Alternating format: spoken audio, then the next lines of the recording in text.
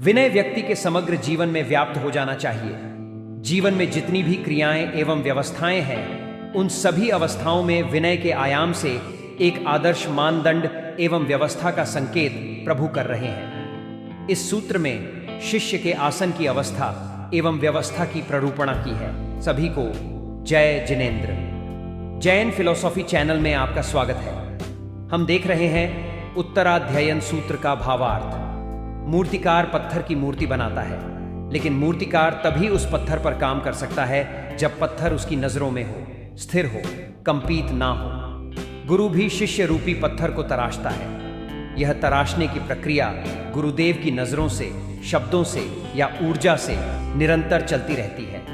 ऊर्जा के प्रवाह को ग्रहण करने के लिए कुछ संकेत इस सूत्र में दिए हैं। शिष्य को गुरु से ऊंचे आसन पर नहीं बैठना चाहिए, गुरु के आसन से नीचे आसन पर बैठना चाहिए। कंपित आसन से नहीं बैठना है। कंप यानी स्थान पर ही स्पंदित होना या लगातार हिलते डुलते रहना। शिष्य की बैठक निष्कंप हो, स्थिर हो। स्थिर यानी बैठे हुए एक स्थान से दूसरे स्थान पर नहीं जाए, बार बार हिले डुलते नहीं। गुरु के सामने, गुरु के आभा मंडल में बैठने के बाद प्रयोजन होने पर भी बार बार उठे नहीं। अगर उठे भी तो एक बार ही सारे कार्यों को पूर्ण करके आ जाए। निष्प्रयोजन तो उठना ही नहीं है। विद्यार्थी ज्ञान ग्रहण करने के लिए बैठने के बाद बार बार उठता रहे तो ज्ञान ग्रहण की प्रक्रिया खंडित हो जाती है। गुरुदेव के आभा मंडल में स्थिर एवं शांत होकर के बैठे। गुरुदेव के सानिध्य में, परिवेश में किसी भी प्रकार की अस्थिरता का व्यवहार नहीं करते हुए मन को शांत रखते हुए बैठे। इस अध्याय के दूसरे सूत्र में संकेत दिया गया था कि शिष्य को गुरु के सानिध्य में रहना है, और इस सूत्र में गुरु के सानिध्य में रहते हुए किस अवस्था, व्यवस्था में रहना है।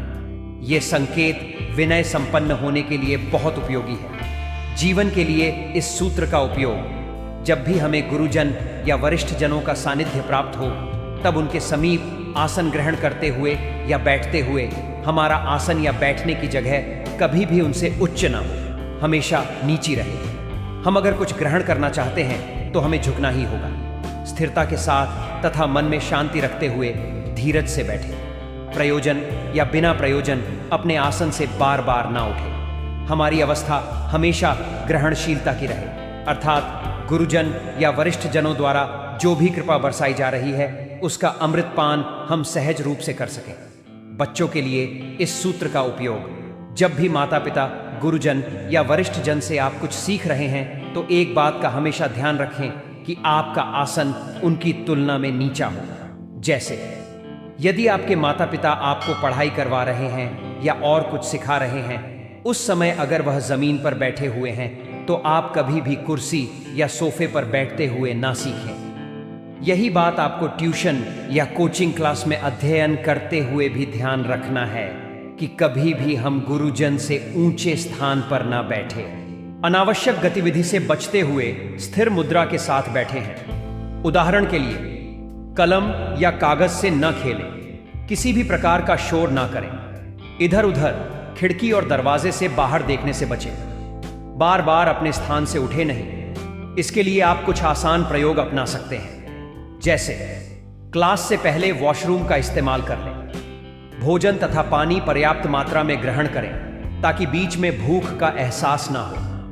अध्ययन के दौरान फोन को दूर रखें, जिससे सीखने के दौरान आप बार बार विचलित ना हो। परिवार के लिए इस सूत्र का उपयोग पारिवारिक कार्य करते समय या कुछ सीखते हुए हमारी मुद्रा तथा मन दोनों ही उस कार्य के अनुरूप होना चाहिए। अनावश्यक हलन चलन करने से बचें। जैसे जब आप परिवार के किसी भी सदस्य से रेसिपी या कोई चीज बिगड़ गई है, उसे सुधारना सीख रहे हैं, तब उस समय कटोरी चम्मच का शोर ना करें, लाइटर या चाकू आदि से भी ना खेलें और अप्रासंगिक क्रियाएं ना करें। अगर आप कोई काम सुव्यवस्थित रूप से करना चाहते हैं तो जब भी उस काम को करने के लिए तत्पर होते हैं तब उसके पूर्व अपने आवश्यक कार्य पूर्ण कर लें और उस कार्य को करते वक्त अपने प्रवाह को बार बार खंडित ना करें।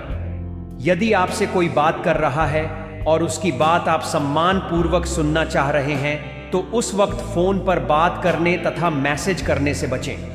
बच्चों के साथ वक्त बिताते हुए पूरा ध्यान बच्चों पर ही हो, कोई और क्रिया उस वक्त न करें। व्यवसाय के लिए इस सूत्र का उपयोग कार्यस्थल द्वारा आयोजित कार्यशाला या संगोष्ठी में उपस्थित रहते हुए हमें हमारी मुद्रा का विशेष रूप से ध्यान रखना है, क्योंकि हमारी अस्थिर मुद्रा वरिष्ठ जनों की नजरों में हमें उपेक्षित कर सकती है। अतः अनावश्यक गतिविधि से बचें, जैसे बार बार कुर्सी की ऊंचाई समायोजित करना, लैपटॉप को चेक करना, कुर्सी को घुमाना, पेन या पेंसिल के द्वारा टक टक की आवाज करना। जब कभी भी आप प्रशिक्षण सत्र या संगोष्ठी में शामिल हो, अधीरता से बचते हुए अतिरिक्त सतर्कता के साथ बैठें। किसी भी प्रकार की जल्दबाजी न करें, जैसे फोन आने पर तुरंत उत्तर न दें, लैपटॉप पर टाइपिंग करने से बचें। ये इस सूत्र का भावार्थ हुआ। अब गाथा और गाथा का शॉर्ट में अर्थ देखते हैं। गाथा अध्याय 1। गाथा 30। आसने उवचिद्वेज्जा अणुच्चे अकुए थिरे अपुट्ठाई निरुट्ठाई निसिये जप पकुकुए। अर्थ, शिष्य को गुरु से ऊंचे आसन पर नहीं बैठना चाहिए। शिष्य की बैठक निष्कंप हो, स्थिर हो। गुरु के आभा मंडल में बैठने के बाद निष्प्रयोजन या प्रयोजन होने पर भी बार बार नहीं उठे। स्थिर एवं शांत बैठे। समाप्त। वीडियो सुनने के लिए धन्यवाद।